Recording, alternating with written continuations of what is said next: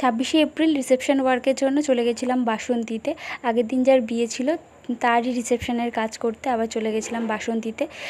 তো এখানে আইস দিয়ে ম্যাসাজ করা হচ্ছিল, আর উনি এতটাই ক্লান্ত ছিল যে ওকে শুয়ে শুয়ে মেকআপ করতে হচ্ছিলো, আর মেকআপ করতে করতেও ঘুমিয়ে পড়েছে। সেই রাতে আমরা ফিরতে পারিনি, তো ওর রিসেপশনের কিছু ফটো নিচ্ছিলাম আর ভিডিও করছিলাম। ফটো নেওয়া যাচ্ছিলো না কারণ ক্যামেরাম্যানরা সব সামনে দাঁড়িয়ে ছিল, তো সাইড থেকে একটু নিচ্ছিলাম। আর এইখানটার মধ্যে খাওয়া দাওয়ার অ্যারেঞ্জমেন্টটা হয়েছিল, সেখানে কিছু স্ন্যাক্স আইটেম ছিল সেগুলো খাচ্ছিলাম।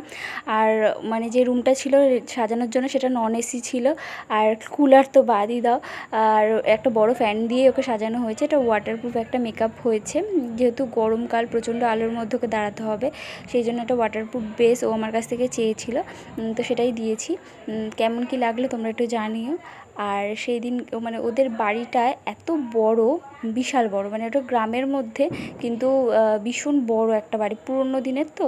আর এটা হলো ওপরের তলায়, হিউজ একটা বারান্দা, 4টে রুম বড় বড় ভীষণ। আর উপরের মানে ছাদ আছে, ছাদেও অনেক লোক ছিল রাতেবেলা ঘুমানোর জন্য।